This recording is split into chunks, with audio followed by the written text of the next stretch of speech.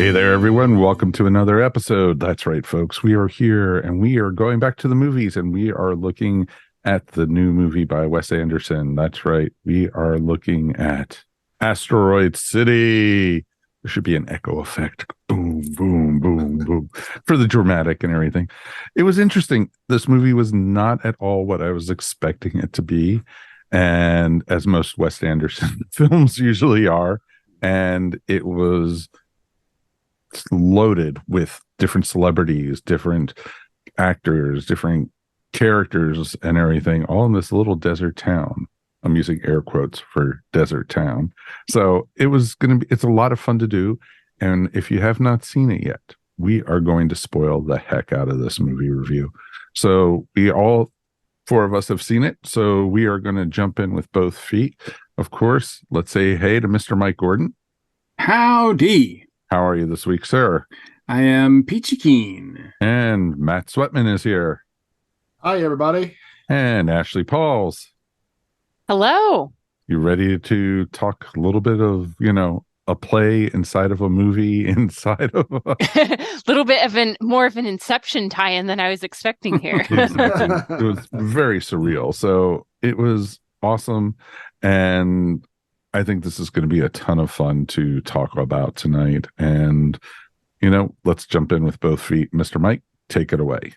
Well, we like to start with the box office numbers. And, of course, a Wes Anderson movie, I don't know if the box office really matters. But no, not at all. For the sake of, tradition, we will cover it. Now, Asteroid City had a limited release a couple weeks ago, and it didn't even make like $500,000, well, a little bit under $1 million. So but that was 6 theaters. So last weekend it opened wide, and so of course from week 1 to week 2 there was over 100% like increase in numbers, which never happens, right? Like everything else, like as we've talked about before, the numbers this summer everything is underperforming. However, Asteroid City, I don't think you could put in that category because it is actually the highest opening ever for a Wes Anderson movie. That's awesome. Oh, that is so it made $10.2 million so far, 6.5 in other territories, and so a worldwide gross of 16.7. Now, that seems small compared to all the other movies that we usually cover, right? That's an afternoon for like Spider-Man or for Marvel, right? Or Disney, right? But for Wes Anderson, it's not too shabby. And it'd be interesting to see. I mean, normally movies like this are released in the fall, because they have Oscar consideration. Mm-hmm. Although a lot of studios like to take a chance on counter programming during the summer. People are so tired of blockbusters. Let's give them something else, and maybe that'll work. I think the fact that this movie has science fiction overtones, maybe they thought they might get away with it putting it in the summer. People would be like, oh, well, I need to see that. I do wonder how many people who have seen this movie or are curious about this movie have ever seen a Wes Anderson movie before. So with the cast, with the cast included, it is huge, and it is something that gets everybody's attention for sure, as you mentioned, Mike.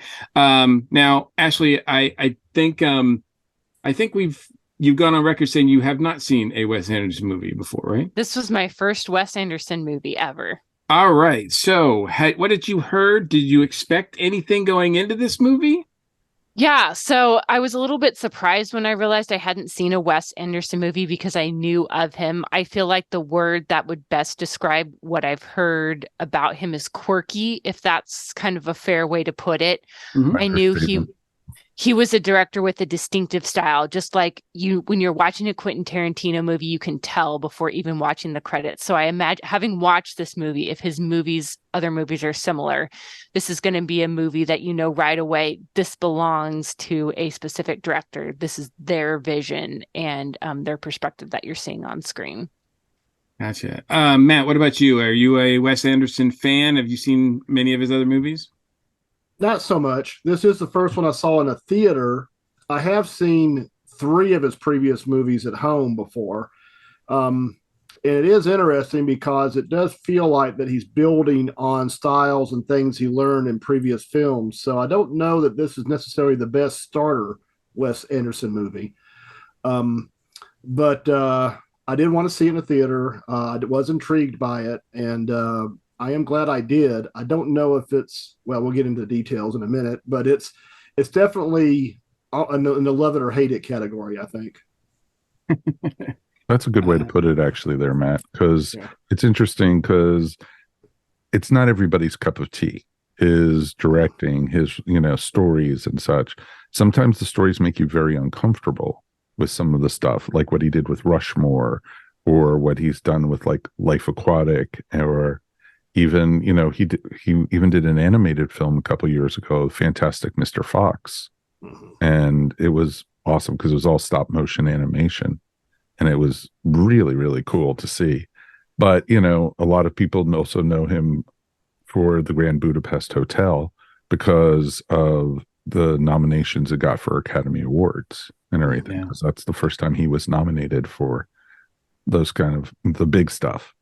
And have you seen all those movies, Mike? Oh, yeah.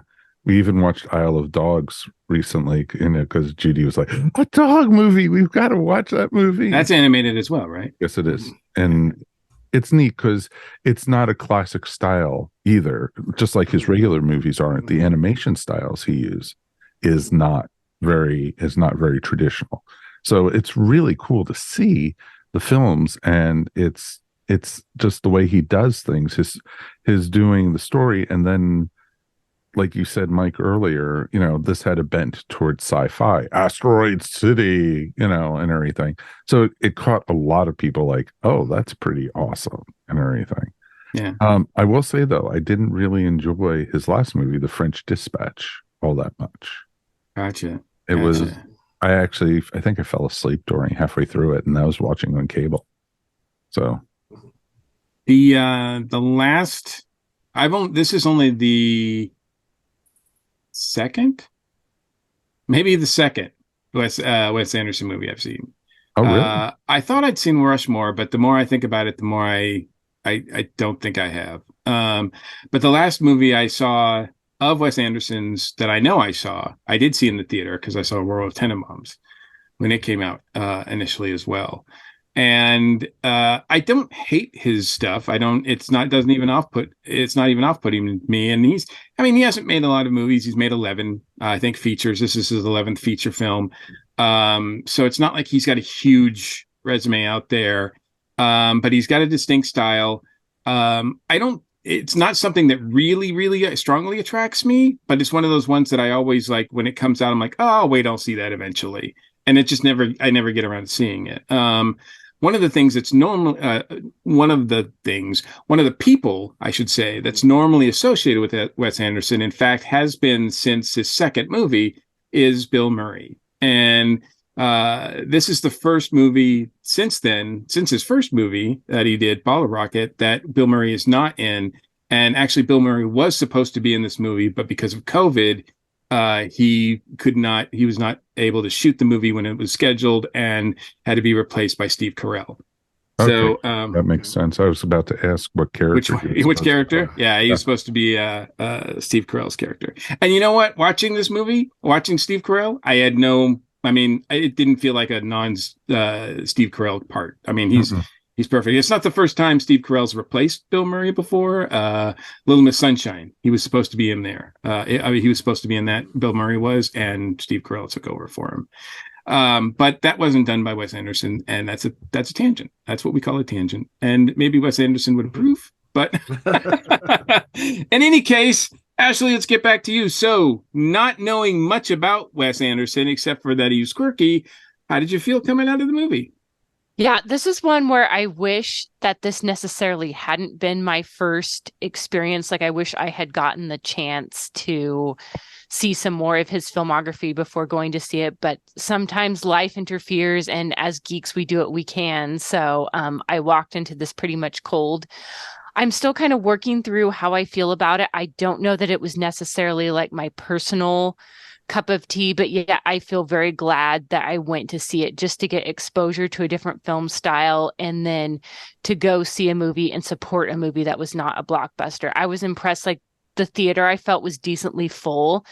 And it had a different vibe than when I'm normally going to see like the Marvel movie or DC movie. So I think that this movie speaks to some different audiences. And so I feel like it was valuable for me as a fan of film and interested in the art form to go see this and experience it. And, but it was a lot to take in. I was not necessarily expecting the play, like the play within the movie, and it was an interesting storytelling style, because usually I like narratives where you get so engrossed in the story and the characters and the setting where you forget you're watching a movie, you're just experiencing the story. And yet with this, I was always reminded that I was watching a movie, I'm watching a story play out. And again, not necessarily good or bad either way. It just took some getting used to. So yeah, it was interesting to encounter this kind of style for the first time. And I feel like I will need to see several more of his movies before I come to like a fully coalesced understanding of how I feel about Wes Anderson as a director. Let me ask you this. Are you put off are you interested in seeing more Wes Anderson movies now? You know, my curiosity, yes, I would like to see a couple more, probably like the Grand Budapest Hotel, just because that one I feel like is one of his better known ones. And then one of his animated ones like The Fantastic Mr. Fox or Isle of Dogs, to just get a little bit of diversity within his style. And I think both of you mentioned it, and I think I was thinking about it as well. And yeah, I think technically it is a play within a TV special within a movie. Oh, you're right. Yes, I forgot about the TV special element. Yes, I was very surprised to see it start the way it started with a very much a 60s TV format. Of course, most of us are familiar with Twilight Zone, I think, more than anything else. But I mean, that was pretty common back then. They had a lot of like Playhouse theater type specials that they did, or series that they did back then. So this is very much in line with that. But yes, and especially the early era of television and everything, and it fit right into it, and it was wonderful. And seeing Bryan Cranston up there, it was just like, whoa! It's like, okay, this is gonna be interesting. And there were many moments where throughout the play, throughout the TV special, throughout the movie, where you were taken out of it, as you said, Ashley, because somebody, was talking to somebody else out of character, et cetera, et cetera, et cetera. And yeah, I mean, he throws that in every once in a while. It's seemingly at random. But yet I don't know if we can say that it's at random. Obviously that requires more analysis, I think, but then maybe we have time for today. But Matt, what did you feel about Asteroid City watching this one? Like everybody else, I was surprised. I wasn't expecting exactly this. I wasn't expecting the play. That part was kept very well hidden. I think that's to its betterment. But I also found it to be a good change of pace film. We talk about superhero fatigue. I think this is a good movie to break that tedium, or that blockbuster tedium. I saw it on a Saturday morning, late morning matinee, and it was in one of their smaller theaters. I mean, maybe like 6 rows. And but it was about halfway full, and for a Saturday morning halfway full theater, I don't think it's too bad, honestly. So I looked at his catalog. Almost every one of his early films, up to his last 2 or 3, are available in the Criterion on Blu-ray. I put them all. It says something right there, doesn't it? Yes, he's definitely what you would call an auteur, which Criterion definitely likes certain directors, and he's clearly one of them. So I put them all on my wish list, and I think over time I want to try to collect some of them, because I like learning the background. I like all the special features they have on the Criterion disc. So I can see myself over the next few years really checking out a number of his other films. And I saw it as we were recording this on Monday. I saw it in the morning show, and it was funny because when I looked last night, there were no tickets sold. But when I showed up at the theater, it was like you said, man, it was one of the smaller theaters. I think there was only about 10 rows. So maybe 100 people could sit in their tops. But there was about 20 of us, I think, on a Monday morning. I don't usually see that, even for blockbusters. So I was very surprised, actually. Mike, what did you feel about the movie itself? The movie itself, it was fun. It was quirky, and I love quirky films. Going back to, growing up and everything with my grandfather, showing me a lot of the old 1930s, 1920s silent films, and so going into classic era Hollywood and everything. I've always loved the quirky movies, even stuff like, growing up, Some Like It Hot is considered a fairly quirky movie, or Mad, Mad, Mad World, was a very quirky type film. And then going into the 80s, a little bit more of the avant-garde, like David Byrne did a film called True Stories, and, stuff like that. And it was interesting because I like Wes Anderson. I love the Coen brothers. I love, movies, people who take chances, and every film they do is completely different. Wes Anderson spells that out completely. David Lynch spells that out completely. Directors like that and film creators. And because I consider them true artists, and they put it out on what they do into a media that is interesting, and they are not afraid to take chances. And so with this, it was real interesting. I was thrown like the same way everybody else was, like surprised by, wait a minute, this is a movie about the filming of a television drama that was actually a play. And, everything with that was just awesome. It was just great with that. I loved it. I loved how they introduced even all the actors at the beginning of the film, and it's like, and this person will be playing this and this, and everything. And then I even like getting into the improv acting classes that they were taking, and how do you what do you like when you wake up from a deep sleep? And that was such a powerful scene, actually, and everything. And I loved everyone who got it were the ones who were actually in the play. And so it was just a neat story. The movie was entertaining. Is it my favorite Wes Anderson film? No. I think that's probably either going to Rushmore or Grand Budapest Hotel. Is probably those two of my favorite, and then Mr. Fox and Isle of Dogs. Isle of Dogs is just weird, but that's a whole different story. But but it was, I just love a lot of the stuff he does, and this has his fingerprints all over it. So many isms and everything, and I loved, they did it in different acts as a play, and I loved all that and everything. And the cast, God, the cast was just amazing in this. It's like every scene when somebody new showed up. Oh wait, I know that person. Oh, that's so and so. Oh, that's so and so. And it's funny because like the Coen brothers or some Quentin Tarantino and such, they have the regulars they use. And, Jason Schwartzman, I didn't even recognize Jason Schwartzman with the beard and the hair and everything at first. And then it was like, wait a minute, is that Schwartzman? Yeah, because he has the moles on his face, and it's like, yep, that's Schwartzman. And, Tom Hanks and, just everyone in this was just, Scarlett Johansson was amazing in this movie. And it was so much fun to just watch this and see, what was coming next. And just, I loved how they described the scene, the opening scene.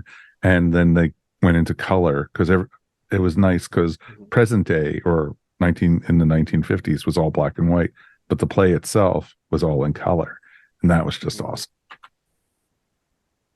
Yeah, I had a fun time with this as well. And when I was coming up, bands so many moons ago, back in the day, I really connected with young filmmakers that were independent and really trying to stand out, make their name for themselves. American directors, Canadian directors, Adam Agoyan. I mean, David Lynch obviously is probably one of the most well-known ones, but Jim Jarmusch was another one. These are all like these for some reason in the late 80s, early 90s. There was like a boon of these guys, and I think that Wes Anderson kind of comes from that kind of school of thought, or film school of thought, if you will.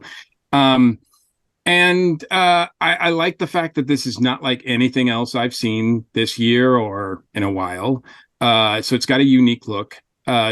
The color sequences, well, everything is shot really well. The cinematography, I think, is really sharp and eye-catching in this. Every shot looks beautiful. Every shot looks like you could hang it up on your wall. The aesthetic of Asteroid City itself, the town. I mean, it is sort of refreshing not to go and see something that's completely like CGI, right? Like this is all like, I mean, maybe they use sudden to touch up something here or there, but pretty much what they filmed is, what you see is what they filmed, right? The only thing I think that was really CGI'd in this was the alien and this coming out of the spaceship. I don't even know if that was CG'd. I mean, it looked stop motion to me, and I don't know if it was real stop motion or if it was. But between that and the puppet Roadrunner, which I loved. Awesome. I know, right? I was fully expecting a coyote to come after it at the end. Mm-hmm.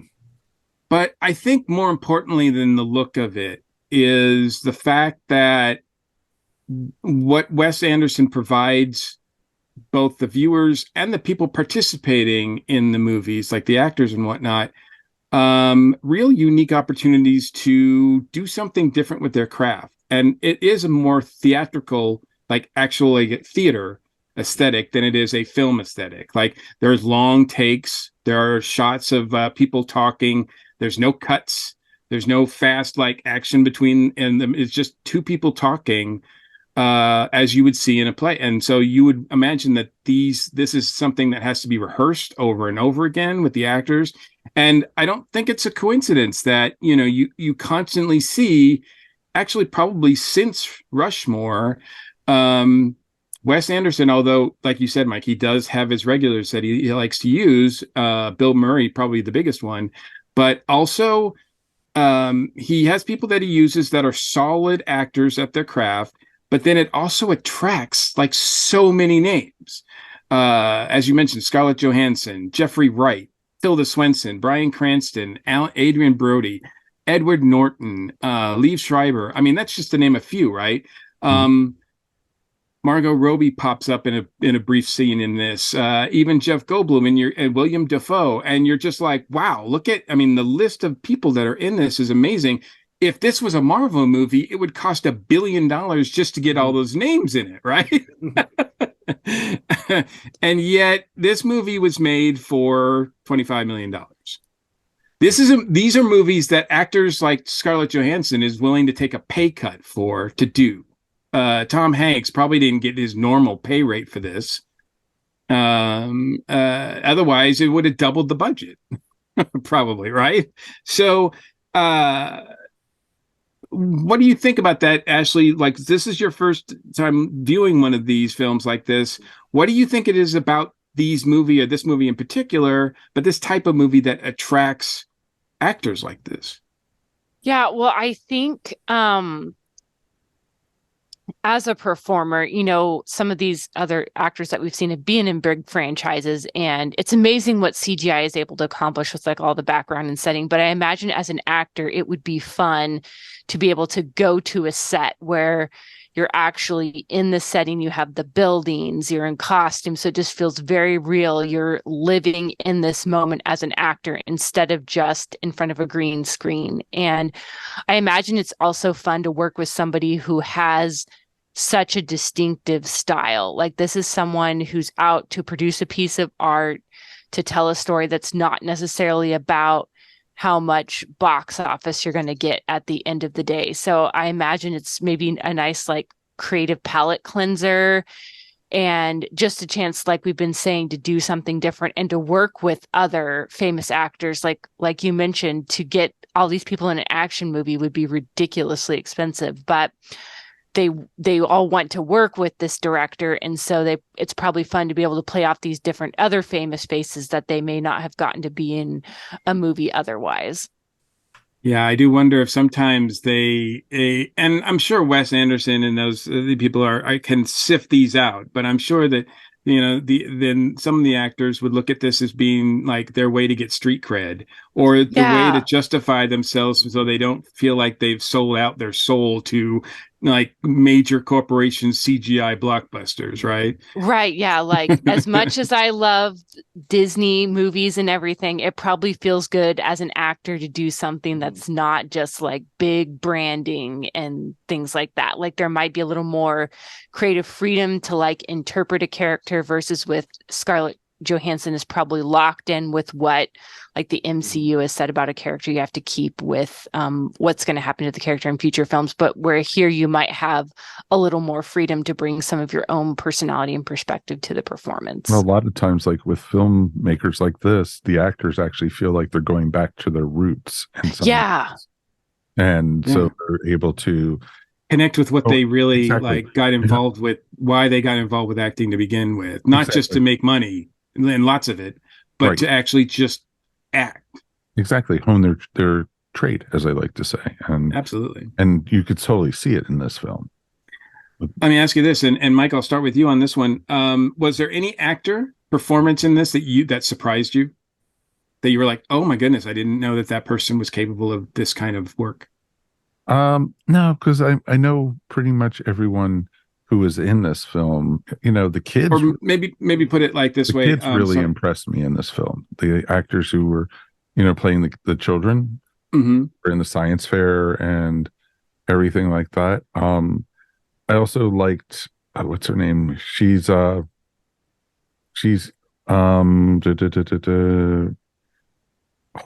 is her last name. She's in Stranger Things, the one who played the teacher, Maya Hawke. Yeah, she impressed me. She actually really impressed me as the teacher, and that was kind of interesting. She was the big surprise in this, because all I've seen her in is either as an extra in Once Upon a Time in Hollywood, or we saw her in Stranger Things. But that's the only two things I've seen her in, and so seeing her play a pretty major character as the teacher, I thought that was pretty awesome. And she had to deal with the kids, had to deal with the situation, and and it's just like, and she didn't look like she was somebody who liked being out of her element, and she handled that really, really well. But she was the proper 1950s teacher, including having all the planets drawn out on the chalkboard, showing the orbits and showing how long it takes for each planet to get across, go around the sun and everything. And it was fun. It was her character, I think, was my big surprise. Yeah, absolutely. I concur with that. I was impressed with her as well. I only knew her from Stranger Things, and this was fun to see that she could hang with Tom Hanks and Jason Schwartzman and all them in this movie, and seemed to fit right in, seemed to fit that aesthetic. And her character had a lot to do. I mean, she's at first we introduced to her, she's just we just think she's a chaperone or a teacher of a bunch of little kids, but then we find out that she's having a hard time coming to grips with the alien incident herself. She doesn't know how to, but she has to try to take care of the kids, and she's trying to do business as usual. She, dare I say, finds love in Asteroid City. I think you could say that she does, right? Yep. Certainly that opportunity is there. And so she really has a lot to do in this, and I was happy to see that. I thought she was great in it. So, Matt, what about you? Is there some performance that surprised you or that you really appreciated in this? Quite a few. Like Mike said, all the kid actors were amazing, and if anything, if there was any regular character, I'd have to think it was Schwartzman's son. A lot of focus on him, and I thought he was brilliant, both as the son and as the actor playing the son in the bits from the documentary. Um, I did hear from an interview with Bryan Cranston that everyone gets paid the same on a Wes Anderson film. So all these big name actors are all making the same amount. They don't have their individual trailers. They all stay at the same hotel. They all eat at the same hotel. And so it really, I think, makes it very much a repertory. It is very much like a theater troupe.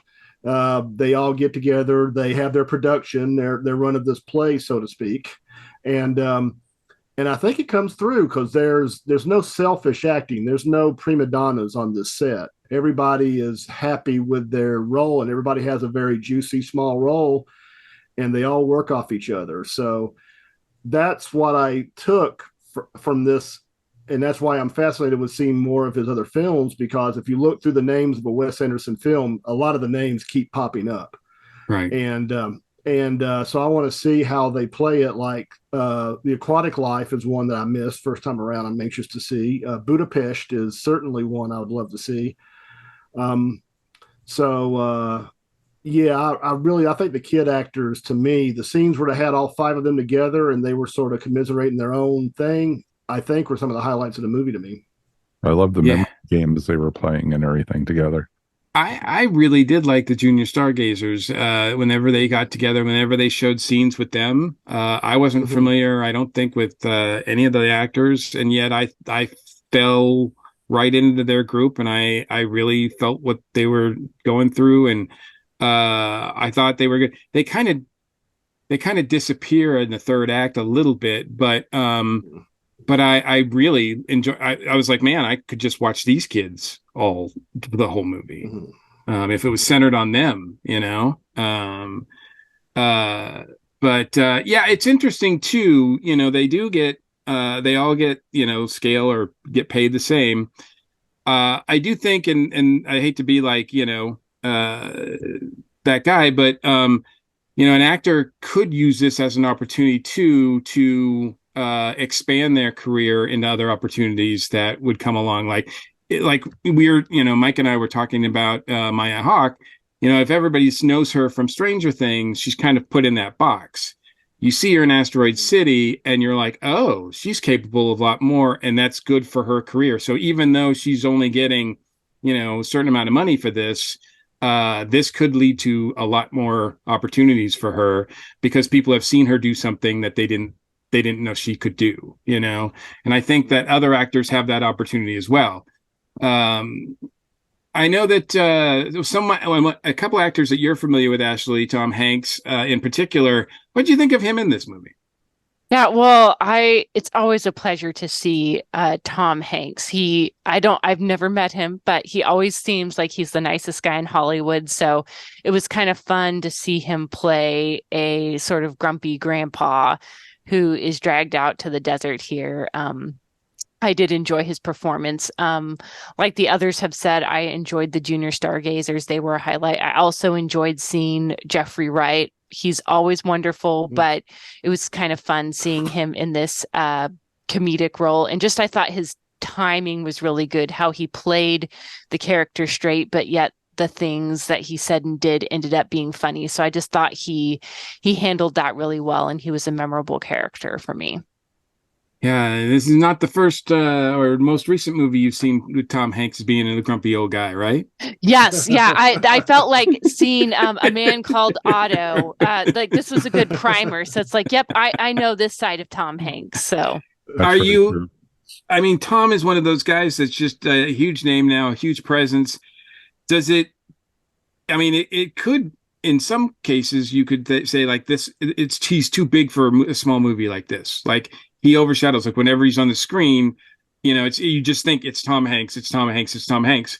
I found it pretty easy to erase the star from the character in this. I thought he did a really good job, and the director did a really good job toning him down so that he didn't overshadow the rest of the cast. I felt that too, like you're always aware, like, oh, this is Tom Hanks, but yet he didn't feel out of place. It felt like, oh, he's a good fit for this character. This character makes sense within the story. Yeah. And I thought it was, I understand that the role that that Scarlett Johansson plays, that Wes Anderson wrote specifically for it with her in mind. Interesting. And I think it was smart to give her a role where, again, she's one of those personas that could overshadow another cast or whatever. But because she's playing a big actress, a well-known actress, it kind of diffuses that or plays into that a little bit. And I'm continuing to be impressed by her abilities, her comic timing, her acting skills. Mike, what did you think about Scarlett in this movie? Oh, I loved it. She played the character really, really well, and I loved how she was an actress acting as an actress in the film, but also had to be a mother in the film, in the play, and everything. And I thought she handled it very, very well. I loved the flirting outside the windows between the two cabins. Those scenes were really cool. Where they're just in the windows next to each other talking. I love those scenes. And it was great. Like the scene where she was acting, the suicide scene. And I thought, oh my God, did the character actually commit suicide? And he was like, and it was just like, it was just really, really well done. And then when Tom Hanks went to go introduce himself and everything, you could see she was like, I don't want to have anything to do with you. I want to talk to the guy over in your, ex-son-in-law or whatever. And it was really well done with that. And I enjoyed that part. And there was a lot of good with her character and everything. And I loved how they kept on talking about, for nudity and everything, they do a body double. They did the flash of the body double for the nude scene and everything. And it was just awesome. Interestingly enough, I was reading online about that, and supposedly Scarlett did that. She had no problem, she said, doing the full frontal scene. It was actually Wes Anderson that was really, really nervous about it and really shy about it. But yeah, you're right. My first thought was like, oh, they're using a body double. That's kind of funny. Although I was like, in some ways I was kind of like, is this necessary for this movie? It seemed kind of an odd thing to put in the movie. I didn't think so. I thought it was actually it was actually very classy. It was very, very well done. Oh yeah, I don't feel it was gratuitous. No, it wasn't gratuitous at all. But I thought it was just awesome because she kept on saying, oh, do you want to see me naked? To the guy, to the photographer. It's like, did I say yes? Yeah, exactly. No, you didn't. Oh, I was thinking it. Yes. And it was just really well done with that. But also it just showed, like, with her character, because they kept on, it made you guess if it was her or if it was a body double, because when they showed the naked scene, it was from the neck down, and it was like, oh, it has to be a body double. But then I read it, same thing as you, it's like, oh, that was her. So it's like, I'm sure it'll be all over the internet when the video comes out. Oh yeah, it's going to be paused and posted and all that kind of stuff. So that's unfortunate, but that's another reason why it's kind of like, why do you do that? But then maybe Scarlett and Wes said, maybe that gets us some more eyes on the movie. Maybe that's not a bad way to think. Yeah. What's something else about the movie, Matt, that resonated with you or didn't? Well, I've always a sucker for the whole alien, Roswell, New Mexico, the whole something about aliens in the southwest of the U.S. as a thing, and that's what attracted me to go see this movie. The idea of the nuclear cloud quite literally looming in the background, so you have that image as well played into it. So the setting was something that attracted me, even though ultimately, I guess it was more about making the play of it than it was that, if you really think about it. But the scene in the crater where they gave out the awards and we had our visitation, the first of the two visitations, was so odd, humorous, creepy. It was just it was hard to describe how you felt watching it. You never know second to second where that scene was going. Except I had a moment I said, he's going to take the asteroid. He's going to reach in the he reaches in the box and takes the asteroid. So, okay, what's the purpose of it? I'm wondering, why did he take the asteroid? I don't know that we ever got an answer. He did return it with some writing on it. He categorized it, or what was it? Catalog. Inventory. Yeah. That's right. That's right. That was the explanation they gave. But that was just a guess. Well, we don't know. But the way they present it, I think it's supposed to be kind of definitive, at least definitive for the purposes of the play. Because I think it's sort of just the absurdity of it. And that's where I think they might have used some of his stop motion animation that he learned in Fantastic Mr. Fox and Isle of Dogs. I think he used some of that filmmaking technique in those scenes because they were shot very similar to that. And also earlier when we mentioned performances, I failed to mention the three little girls, the witchy little girls.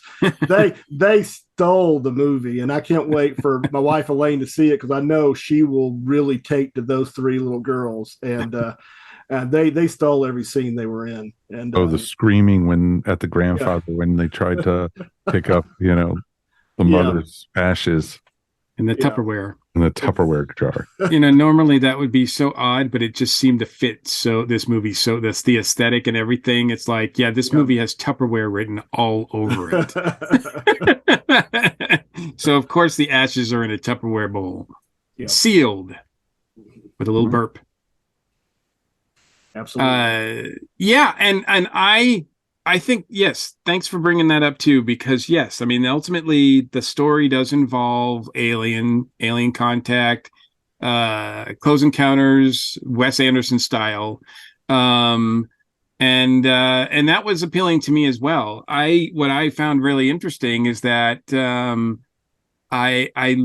I kind of really, and I haven't really put too much thought into this, but when I came out of it and I was thinking about it, I was like, wow, I think Wes Anderson just used like a Close Encounter incident to be a sort of parallel or metaphor for what we experienced quarantine and the pandemic. With all these people come together and they couldn't go anywhere and they were stuck together and et cetera, et cetera. And what, I mean, as far as Wes Anderson goes, a close encounter with an alien being is just as ludicrous as what ended up happening. I mean, it's so surreal, right? So I did think that was kind of an interesting way to look at this. And I don't think this could have been done, without the pandemic. I think this does speak to the pandemic in a lot of ways. In a very interesting weird way. Oh, I completely agree with that. It had so many metaphors into it, that, the pandemic, but also was the government behind, the pandemic and right. questioning it and everything like that. So I enjoyed it. I thought that was very, very well done. Was there anything that was off-putting for you guys in this movie? Ashley, we'll start with you. Is there anything that was like, and just that didn't work for me? You know what? At first, the alien was a little off-putting just because I wasn't expecting it. But the more I thought about it, it's like, I don't know that they could have done the alien any other way. Like looking back, I feel like it fits. Like, of course, the alien was that way.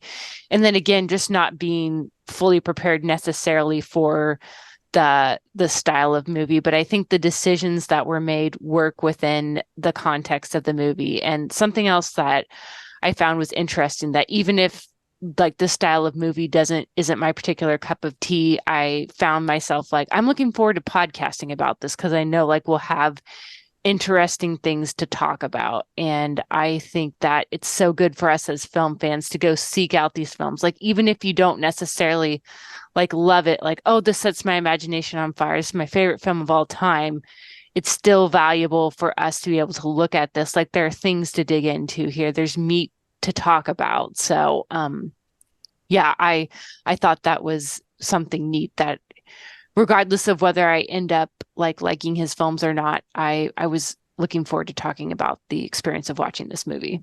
Yeah, the alien won me over when Jason Schwartzman's character went to take a picture of him, and then the alien posed.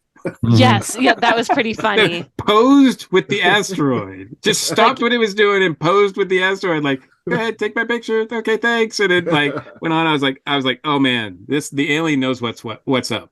Yeah, maybe he was glad like government agents weren't trying to capture him. He wasn't being shot at. It's like, oh, well, this is the time for me to be appreciated. Absolutely. Matt, was there anything about this movie that was off-putting for you? I wouldn't say off-putting. Off-putting, kind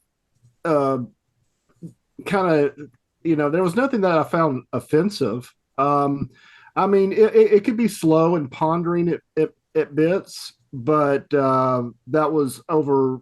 But the fact that most of the time there was usually a good performance being done by one or more of the actors kind of kept it from dragging too much. As I said before, knowing people who like a lot of different types of movies, I know this is the sort of movie that I can only recommend to certain types of people. Oh God, yes. Yeah, I mean, people who appreciate the artistry of filmmaking, people who maybe slightly like a little intellectual bent to it, and there's certainly the people who would just. It's very similar to why I love 2001: A Space Odyssey, but there's a very small number of people I actually recommend that movie to because it's a movie made for a certain mindset, and so I think from that perspective, that's why if I was a reviewer, if I was putting a 1 to 10 rating on this, I would have a big difficulty on it because I would feel obligated to recommend it or not recommend it, and it's one of those that I would just tell people if it interests you, check it out because it is definitely worth checking out if it interests you. I go so far as to say, like, even if you haven't experienced a movie like this, much like one of the reasons why I was looking forward to covering this is because I knew that Ashley had not seen a Wes Anderson movie before, and I thought this was the perfect opportunity to do so because it is an interesting thing to talk about. And yeah, I don't know that I would recommend I wouldn't recommend my parents see this. It wouldn't connect with them at all. And I'm not saying if you don't like this movie or you don't like a Wes Anderson movie, we can't be friends. But I will say that if you like Wes Anderson movies, or if you like this movie in particular, if you go see this movie, I think you're pretty cool. No, I agree completely with that because it's a certain kind of mindset. It's set to a certain audience, and it's not meant for the folks who only watch a certain kind of film. If they don't understand the process of filmmaking or storytelling and such, this is not for them. If they want only to see cars blowing up or people getting shot and everything, this is not for them. Right. Yeah. I mean, there's just, there's too much. It's a very different experience. And some people go to the movies for certain escapist things and boxes to be checked off. And this, I mean, I think filmmakers like Wes Anderson pride themselves on not checking off those boxes or checking off those boxes in a very different way. So what about you, Mike? Was there anything in this that didn't work for you? No, I enjoyed it. Like I said earlier, it's not my favorite of the Wes Anderson films, but it's far from the worst. And can I ask you, like, what do you feel was there anything specifically missing? No, it just was, for me, it was everything hit on all cylinders. There wasn't as much humor in this one as, say, like Grand Budapest Hotel, or because that was just wacky. And that was, just like, oh my God, this is, and it's just interesting. And from the previews and everything, I was maybe expecting something a little more silly and everything, but it was played very seriously, and as a Wes Anderson film can be and everything, and it was really well done, and I enjoyed it. That's and it probably will be on my list of favorite films of the year. But I don't think it's, it's weird. If we were doing our typical ratings, like the 1 out of 5, probably would have a solid 4 at least, maybe even 4.5. But there was just something, I walked out of there like going, huh, okay. I'll definitely rewatch it with Judy when when it's streaming and such. So it's definitely worth watching again. Most of his films are worth watching multiple times because you will see something different each time you watch his films. And that's a guarantee. It's like, oh my God, I missed it. Or, oh my God, this actor was in it. I completely missed that so-and-so was in this, So it's pretty interesting. I think that this movie is interesting. I appreciate the fact that that's under 2 hours. Mm-hmm. So, and that's rare these days, and it didn't feel bloated. In fact, the way that they snuck in a quote unquote deleted scene between Jason Schwartzman's character and his wife, or his dead wife, played by Margot Robbie, I thought was really inventive. The way and that was a kind of a nice juxtaposition of, we'd seen Jason talk to Scarlett like over distance like that, and then we get the shot of Jason's character, or Jason as Jason, really, talking to the actress that's playing his wife in an alley, which is kind of a similar distance setting, like distance shot as well. And that was a lot of fun. And there wasn't any time in this movie that I thought, oh man, that character's not working for me. That performer's not working for me. This scene's not working for me. Because it jumped around so much, but not in an annoying way, because every time it jumped to something, I was fascinated by who was on the screen and what they were talking about and what they were doing. The only thing I would say that took me out of the movie was Adrian Brody's like freaking like chest body. Like, damn, he is built. I mean, I was like, damn, dude, like, could you just take a day off from doing working out? Because my God, you're like working that t-shirt. And I know that that's not like, any sort of enhanced effects or anything. No CGI there, folks. Oh, yeah, I think overall it was a pretty good experience. Ashley, do you have any regrets watching this?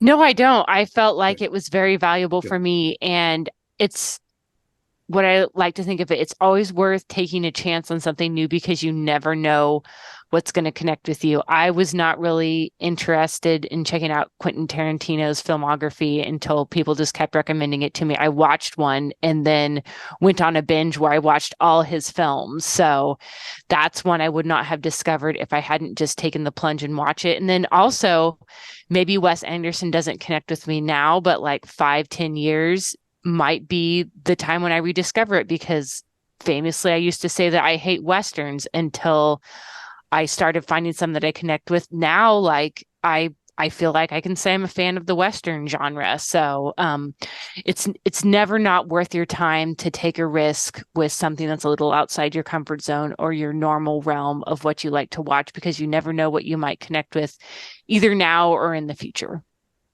That's good. And I also think, as a couple of you already said, I think all of you have actually said it, that I think it's important to support these American voices that are making these movies that are not huge blockbusters. And yet there's something about them that I feel like they still are valuable. They are still, dare I say, even important. And I would hate it if we, were in a time where these were not being able to be made. And I'm glad to see that this movie is in the theaters. I'm glad I saw it in the theater. Sure, this movie works on streaming. It's going to work, it might even do really well on streaming, better than it has here, like most of his films do, though, truthfully. Yeah, absolutely. There's nothing in here that screams big screen, and yet seeing it in the theater just seemed to be a little bit more magical. It definitely seemed like that's what he intended. He made this movie for the theater. For the movie theater, as well as like the theater there. You know? True both ways. True, Mikey. Yeah. So, Mike, any final thoughts on the movie? For me, it's like you said, it is great to support the independent filmmaker, even though it has, some studio backing and everything. It was refreshing not to go see a superhero movie, a shoot up movie, the world's in danger movie. And no offense against Dr. Jones, but, having to, go see a very old elderly gentleman, go out into the sunset, for the last time.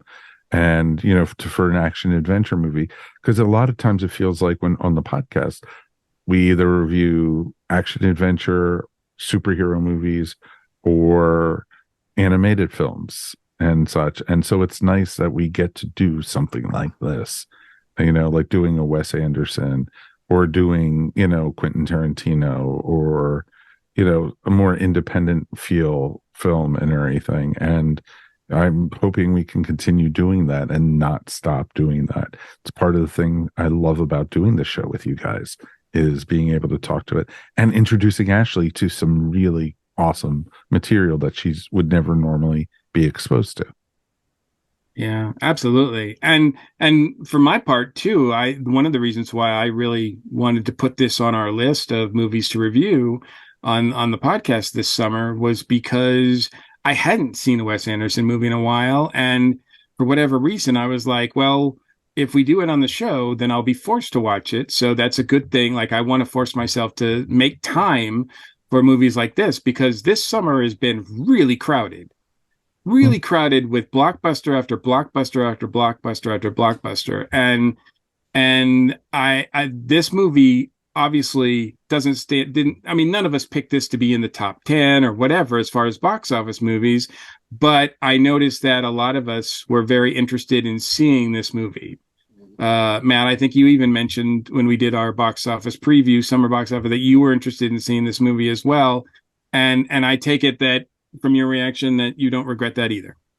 Oh, not at all. I have to admit, I've had a couple of movies so far this summer that I'd originally intended to see, but I decided not to. And if we hadn't been recorded, I might have just been tempted to wait for home video on this one. So I'm grateful that I didn't. I'm grateful that we're recording this. So it got me in the theater and kind of broke the superhero tedium, so to speak. I think, you hear a lot of the big directors out there. They complain about Marvel and other superhero movies. They don't think of them as true art, which I think is harsh and excessive. I certainly don't agree with that. But they imply that their existence somehow threatens the existence of movies like this and other. But they're all around us. I mean, there are a ton of independent. There are art house movies. There's all sorts of movies. You just have to look for them and don't expect TV commercials to bash you on the head about them. So that's what I take from this, is that it's good to diversify your experience in a movie theater, and that's what this provides very well. Yeah, absolutely. And to your point, one of the things that I sometimes I dread going to see these blockbusters, and not to see them per se, but I know that there's going to be 25 minutes of trailers before it, and they're all going to be movies that I'm well aware of, and they're going to be, possibly contain spoilers or whatever. I must admit, when I see a movie like this, I really look forward to seeing the trailers, because I'm hoping that I'm going to see trailers for things coming that I normally wouldn't know about. And certainly before this movie, there was at least 2 movies that I was like, oh, that looks really interesting, including a new Ethan Coen movie that I was like, I didn't know anything about. And I was like, now I'm looking forward to seeing that. So I hope we can fit time in our review schedule to see that one as well, because it's been a while since I've seen a Coen movie. I think the last Coen Brothers, I don't even think we got to review it, was Buster Scruggs. I think so. And now the Coens are kind of separate, right? Yes. Yeah, so because I noticed just Ethan's name was on this new one, and you know, the Coppolas. This one was actually co-wrote. This movie, Asteroid City, was actually co-wrote with Roman Coppola. But Sofia Coppola has got a new movie coming out, Priscilla, that I saw on Netflix. Yeah, that looked pretty interesting as well. So, and I think with the success of Everything, Everywhere All at Once with A24, I think that put A24 in a bigger spot. So I do think that there is a market for these movies now where that might not have been the case a couple years ago. I mean, after the pandemic, it was really looking like all we were going to see at the theater was these huge blockbusters. Final thing, I have a question for you, Ashley, because I mean, we all live in the metro Atlanta area, so it's pretty easy for us to see art films. We have a few theaters that specialize in that. How easy is it for you to see movies that are not on the beaten track, so to speak, or off the beaten track, I should say? That can be one of the frustrating things. Like, I was worried maybe that my city wouldn't get like Asteroid City and that I would have to miss out on the podcast. So thank you to Manhattan, Kansas AMC for having some showings of Asteroid City. A little shout out there. But yeah, I've been sad before. There have been some movies that I really wanted to see that just weren't available. So that can be kind of hard too, for sometimes accessing these movies can be a challenge. Yeah. Well, I'm glad you were able to see it. I'm glad we were all able to see it. I'm glad we put it on the schedule. And hopefully we'll make room for more movies like this. Thumbs up, right? For this, for everybody? Oh, thumbs God, up? yes. All right. So if for some reason you're listening to this, even with spoilers, and you haven't seen it, we recommend it strongly. And not only this one, but more movies like this. So very much so. So we're going to take a quick break, and then we're going to be back and close out the show. Nope, we're going to be creative. Oh, that's right. We're going to be creative. That's right. We're going to be creative. But Gough is about to stop by. Yeah, speaking of independent filmmakers. Oh, exactly. That's why it worked out perfectly for this.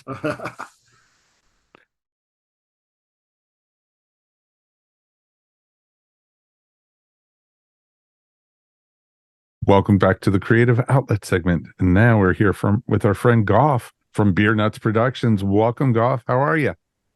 I'm very well, fellas. How are you lads traveling? We are doing fantastic. And we've got a new film, a long film, I think he's getting more and more epic.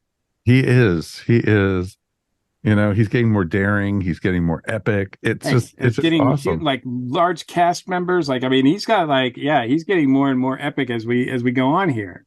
Well, come on. The man was surrounded by how many beautiful women, you know, in this movie? 16. Yeah, so tough. So, I mean, he's working so hard, man. I mean, it's like he has it so rough. You know, Mr. Eligible. It's pretty amazing.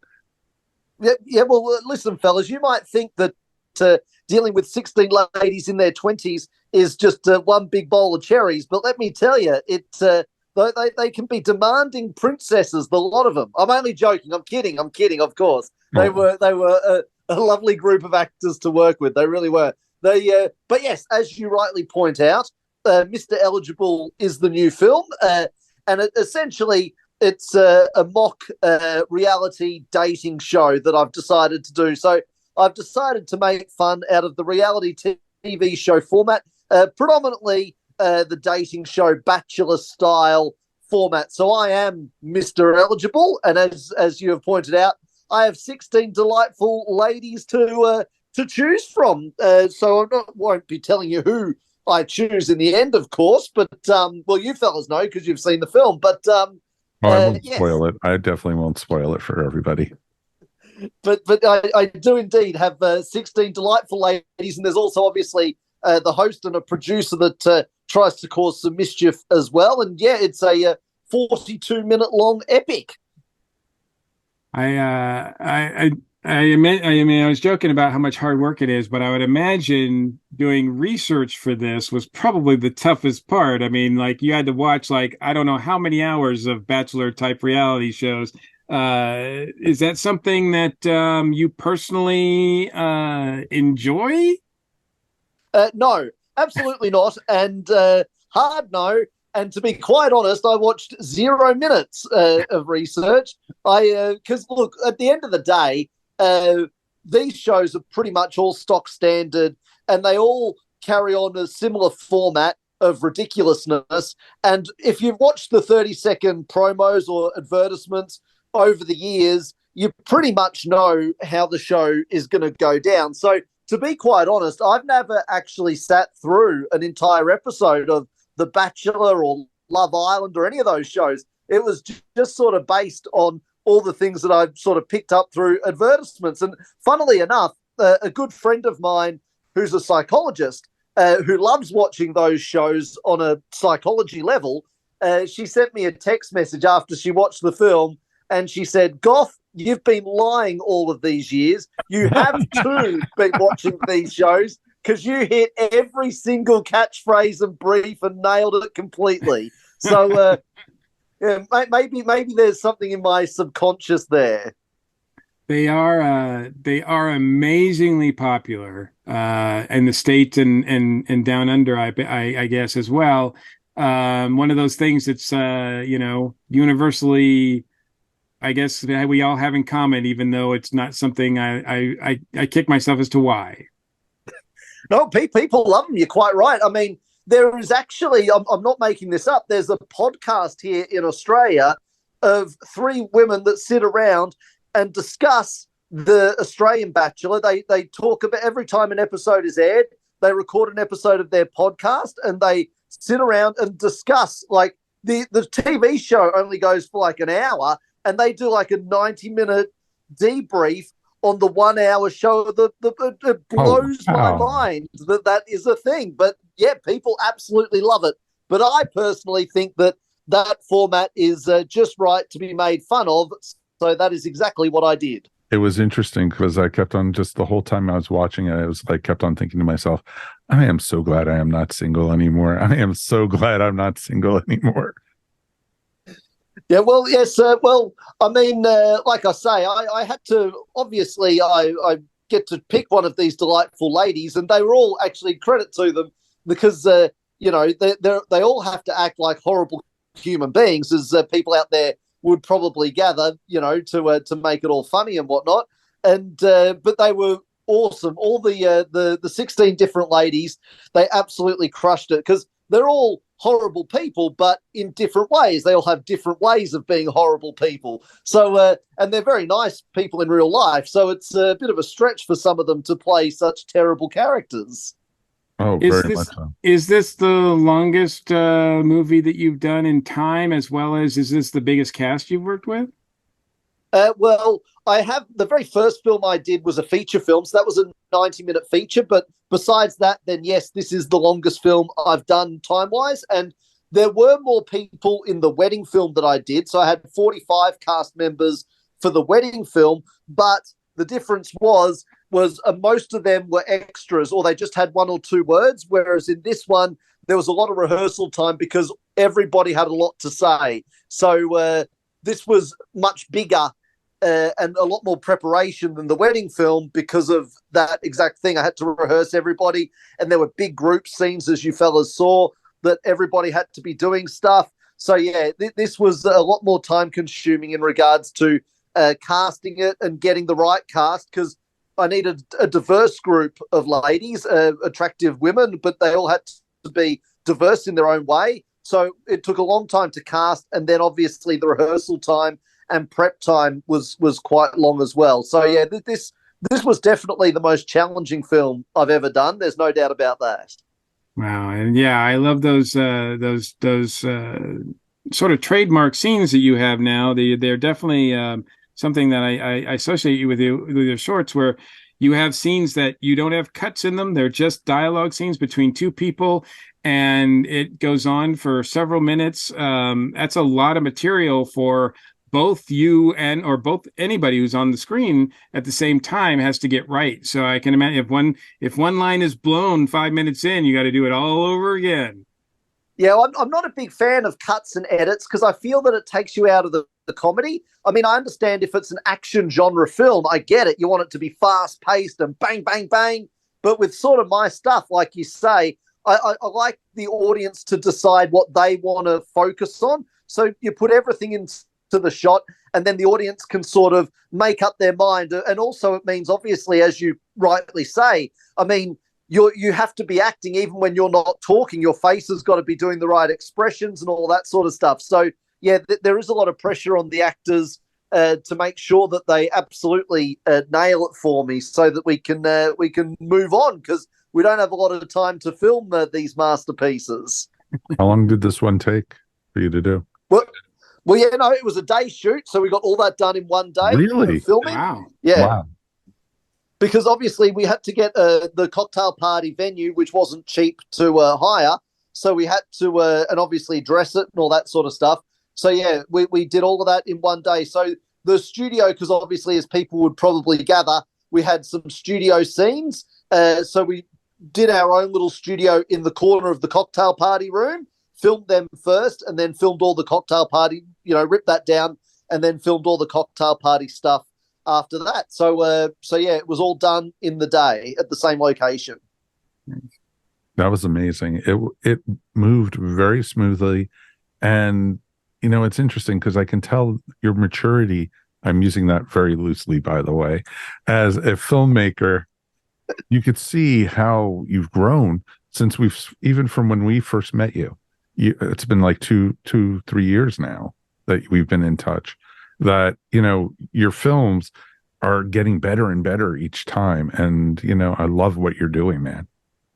Oh, thank you very much. I really appreciate that. Yeah, it's obviously the goal is to make like a diverse lot of entertainment, and making sure that it always stays a little bit different to the last project I did. I don't want people to ever get bored with what I do. So yeah, I always like to try and keep it fresh and original and different. And with this one, obviously, as I've said to you lads before, when it comes to writing the scripts, it takes, no one tells me the length of time something has to be. So with this one, there were just so many jokes that were available to me that I just kept writing and writing, where eventually I had to sort of stop myself, because otherwise it was just going to be too big and too long and I wouldn't have been able to make it. But yeah, no, I appreciate that very much. I am curious though, fellas, after watching the film, and obviously you lads know who I picked at the end, I'm just wondering, out of those 16 ladies,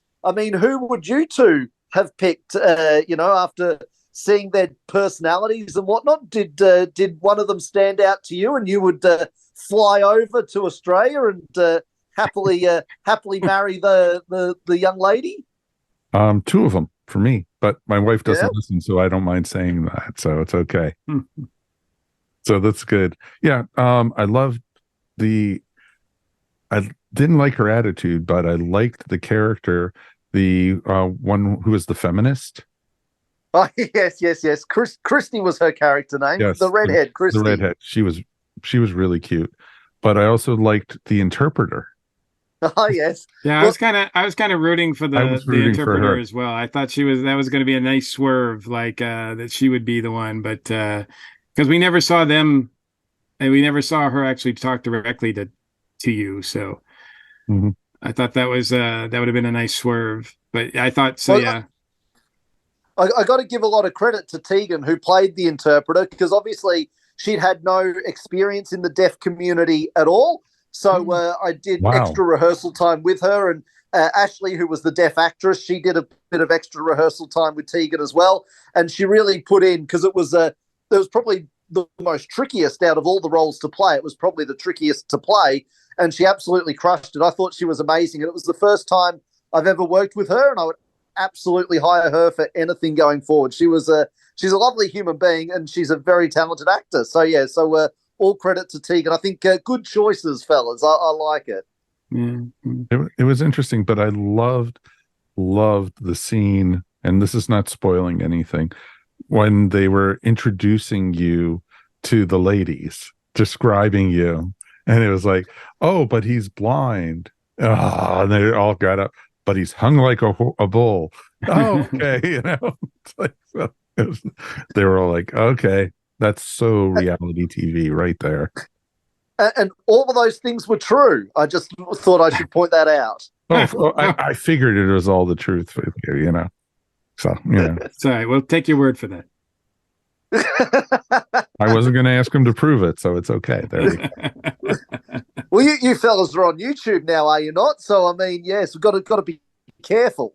Absolutely. Absolutely.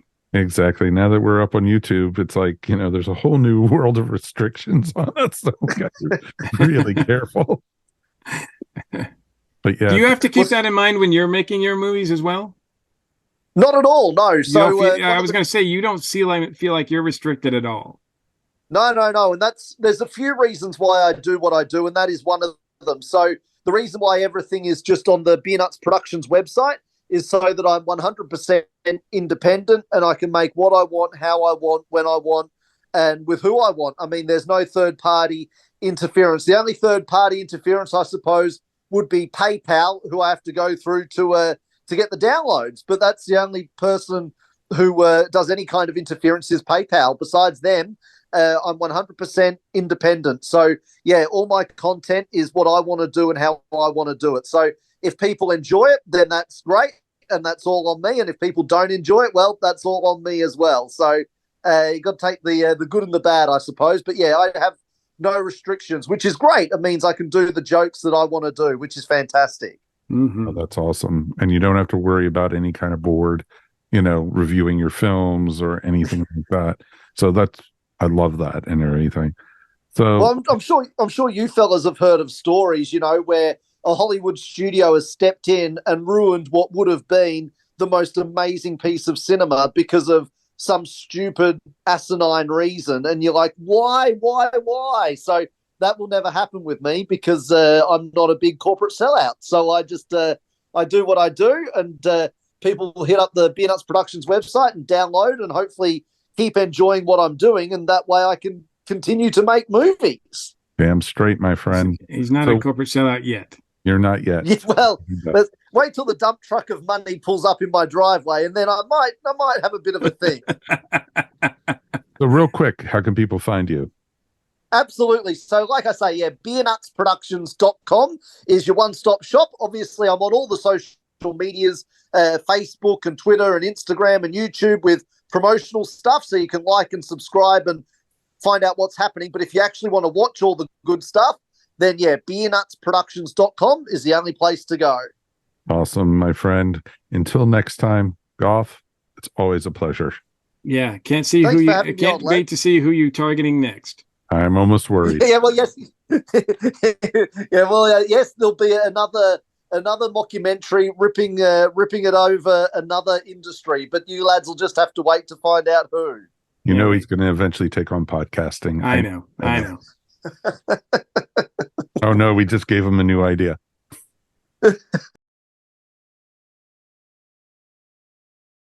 Okay, YouTube folks, this is where we get creative on our end too.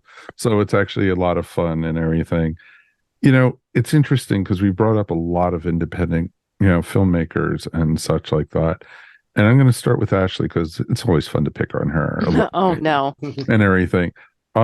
What was one of your first independent style films that you saw, even growing up and everything?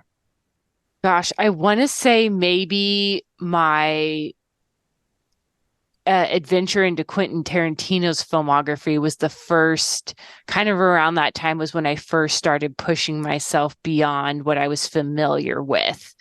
Around that same time, I also watched The Godfather and was blown away by that too. So I think sometimes it can be hard, as you're a kid, teenager growing up, you can be kind of intimidated by some of these films, big name directors, oh, this is going to be boring. This isn't going to be interesting for me. But if you give it a chance and are willing to open yourself up to different types of storytelling, I think discovering some of those movies made me realize, oh, wow, there's a whole lot of storytelling out there that I've been missing out on. So that really motivated me to start exploring and getting a little outside my comfort zone. What was your first Tarantino film? It was, of course, I'm drawing a blank. I think it was one of his first ones. This is Reservoir Dogs. Oh, really? Okay. Yeah, which was really intense. And after I stopped watching it, it's that was really violent and dark. I don't know how I felt about it. And then I woke up the next morning and was that was a masterpiece. Like, so, and sometimes it's okay to have films that challenge you and you have to wrestle with them for a little bit. But yeah, it really impressed me, and I've been a fan of his movies ever since. That's awesome. I'm going to throw this out also then to Matt and Mike. What were your first independent films growing up?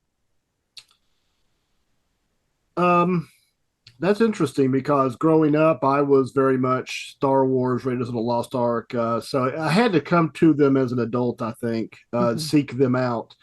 I think one of the first directors that really caught my eye was Stanley Kubrick.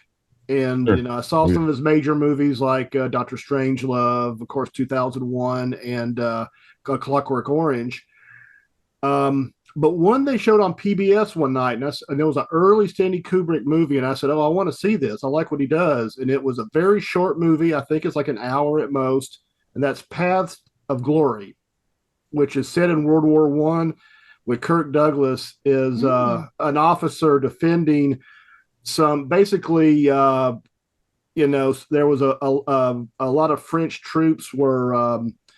Fleeing, they were supposed to attack, how they go across in no man's land, and several refused to do it. So they made an example. Each company had to sacrifice one for execution to be made example of, and he had to defend these soldiers. And it's really a fascinating movie.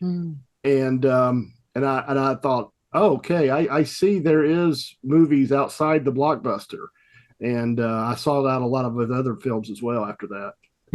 No, totally makes sense. Totally. Yeah. What about you, Mikey? Oh man, I don't recall. I mean, I was interested in filmmakers as auteurs very early on. Hitchcock and Spielberg were probably my two biggest influences, and even though they were big name directors, it made me seek out others. And I think in the day and age where I grew up in. And Mike, I know you can speak to this as well. I mean, we had it very fortunate because a lot of things, instead of going streaming or straight to cable, they went to straight to video. And it was more affordable for young filmmakers to make a difference, make an impact. So you had like John Sayles making movies like Brother from Another Planet. Some of the other movies that he started off with, Jonathan Demme started off that way, making independent movies, and then he quickly, and music ones too. They got involved. A lot of them came from doing music videos. Adam Egoyan, Wim Wenders, Jim Jarmusch is another one. All these guys, there's another one I'm trying to think of his name and I can't. That's something I'm gonna look up online, but gonna have to think about, because there's another one that he was very quirky. He actually reminds me a lot of Wes Anderson, actually, because the acting is so kind of it's more about the acting than it is really about cinematography or action or anything like that. They're more acting sequences. But I mean, I always appreciated filmmakers like that because they were different, they were unique, they were making a statement, and they were making movies. As Ashley pointed out, you could definitely tell like these movies had signatures to them. And yeah, Quentin Tarantino's right there as well. Quentin Tarantino's probably like the biggest name. I don't know if you want to call him an independent filmmaker that there is, but he's actually one that, I mean, is huge now and everybody knows him, but there's so many that I do wonder, most of the ones that I'm talking about were, that's 25, 30 years ago. I don't know where they are now. I can't believe they don't exist, but I'm unfortunately not on that. I'm not in a position, I guess, where I see them anymore. And I don't know, that bothers me, because I'm like, where are the young hot filmmakers now, independent guys that are doing their own thing? I hope they're there. And if people are watching this, like, let me know if there's a filmmaker that you are really turned on by, a young filmmaker, because I would love to seek out some more interesting work. Just look on YouTube, look on the Sundance channel, look on, there's tons and tons of independent filmmakers out there. For me, since, I owned a movie theater in the early 90s, So we showed a lot of independent films and everything.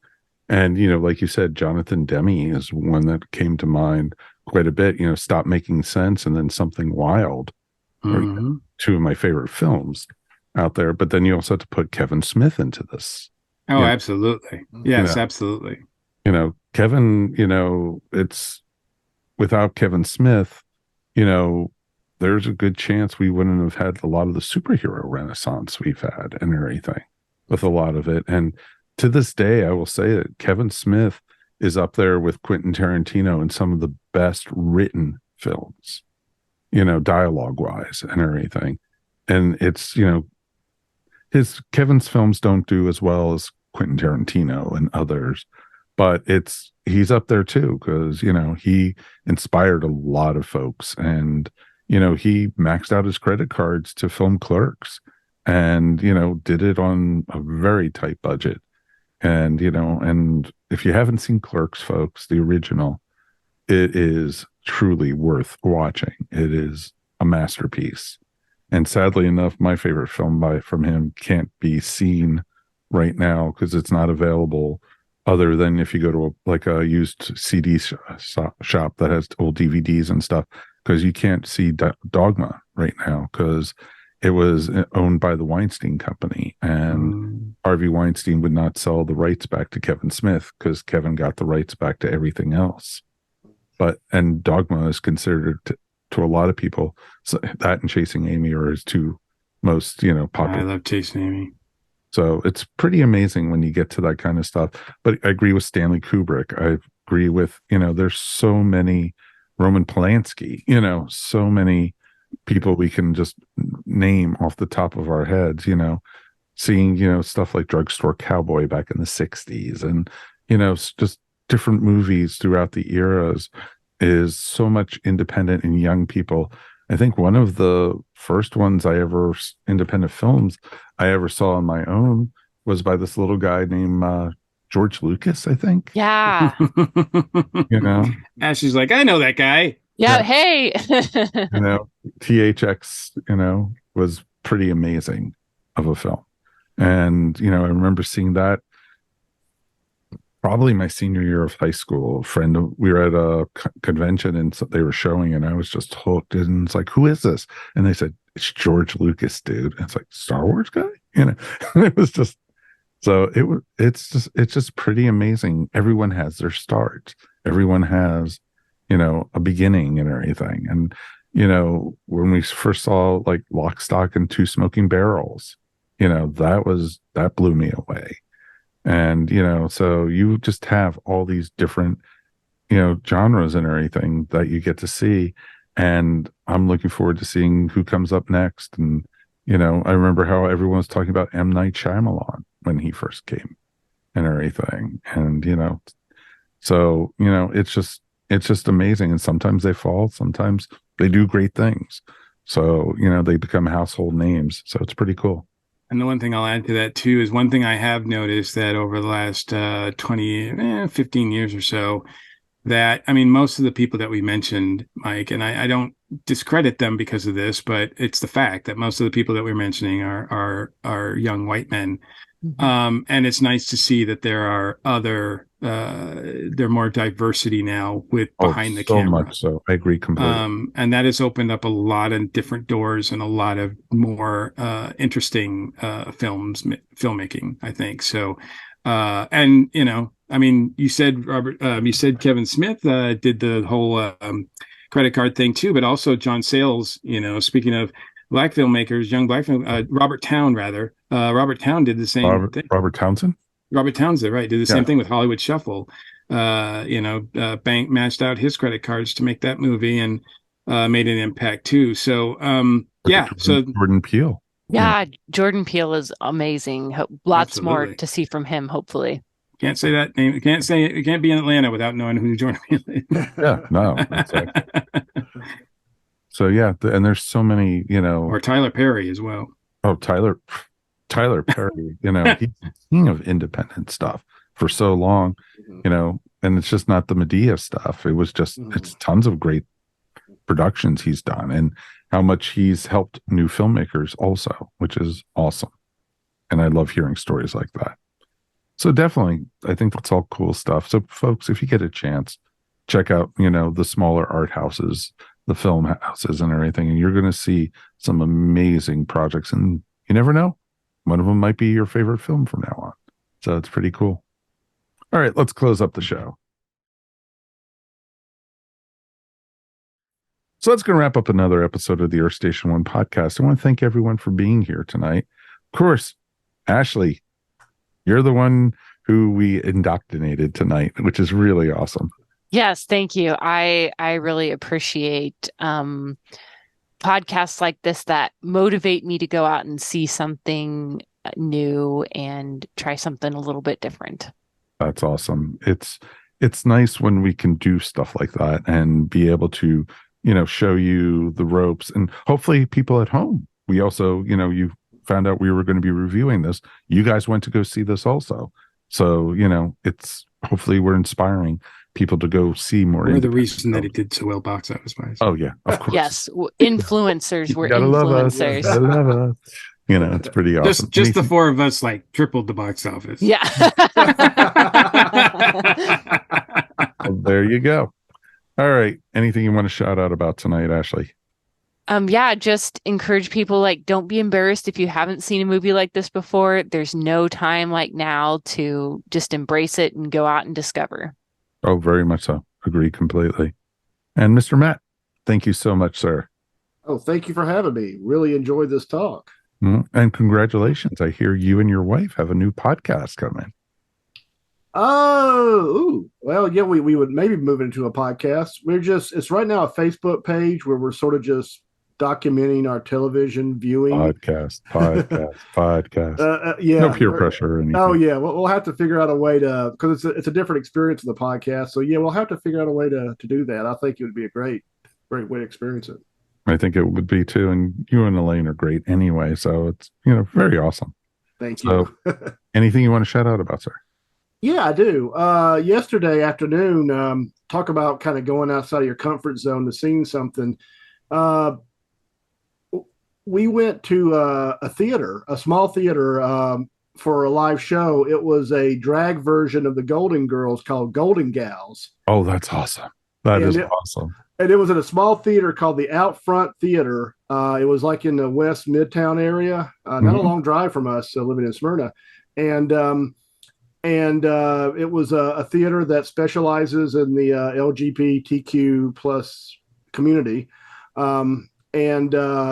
There was just such a wonderful atmosphere, hilarious show.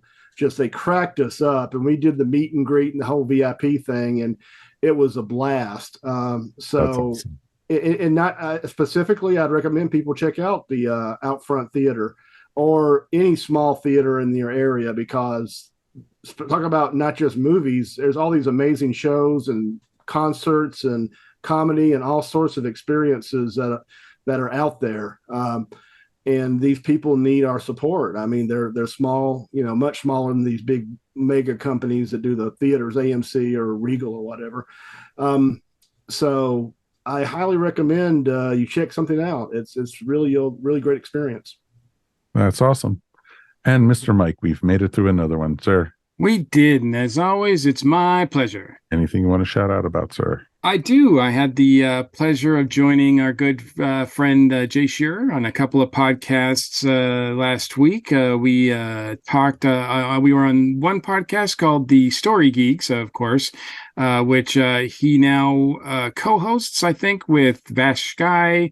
And it's on oh man, I wish I could name the name of it, but it's on a different network now, but it's a YouTube video, and it's on Orange Grove 55. So if you go to YouTube and put in Orange Grove 55, that'll pop up.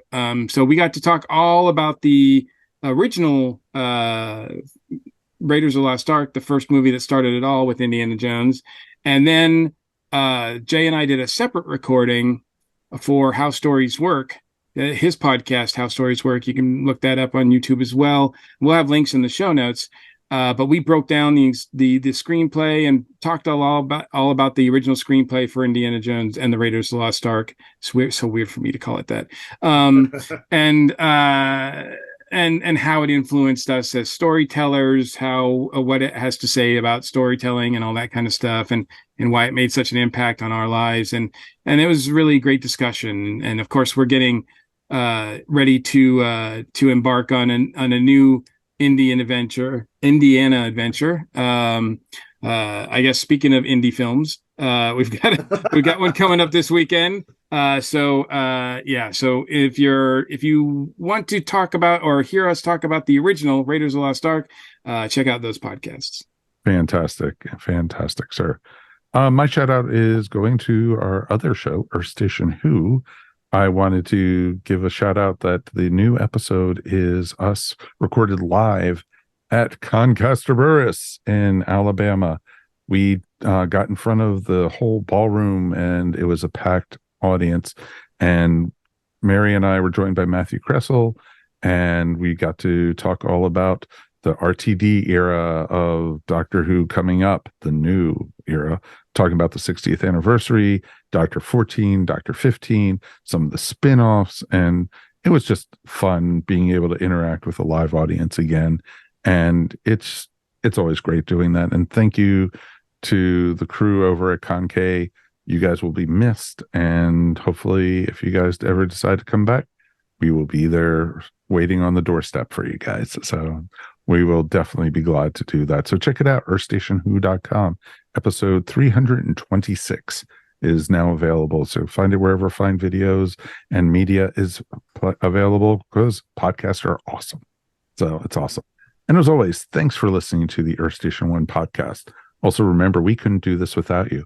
If you want to support the podcast, please check out our Tee-Public store and get some cool ESO Network swag. Also, remember, if you want to listen to our shows before the rest of the world, why not join the ESO Patreon? For as little as $1 a month, we want, you could help support us and, get some really cool stuff. And you know what? Any little bit helps, and we do appreciate it. Appreciate it so much. We want to thank our couple patrons. Let's thank Jen Adams, Eric Paul Johnson, Alan O.W. Barnes, and Lydia. This is the one I messed up last time. Kendall Cole. All right. So it's awesome being able to do that. So definitely thank you guys for help supporting us. All you have to do is go to patreon.com/ESO Network. We also want to hear from you, so please write us anytime at feedback@earthstation1.com. Remember, you could also find Earth Station One wherever fine podcasts are found. And now, you know what? We're up on YouTube and our numbers are growing. Thank you. We actually got a lot of people viewing the Flash episode that we did last week. So thank you for everyone who watched us, and a couple of people left feedback, gave us thumbs up. It's awesome. So wherever you're listening to this or viewing us, like and subscribe. That's the best way we can do it, and that's how our numbers grow and everything. I know people watched this and watched the movie. Exactly. Probably they did. Please subscribe and tell all your friends about us, please. On behalf of myself, Mike Faber, Mr. Mike Gordon, of course, Ashley Pauls, and Mr. Matt Sweatman, thank you guys for listening. We will see you here next time on the Earth Station One podcast. Peace, and we are done. You're listening to the ESO Network, your station for all things geek.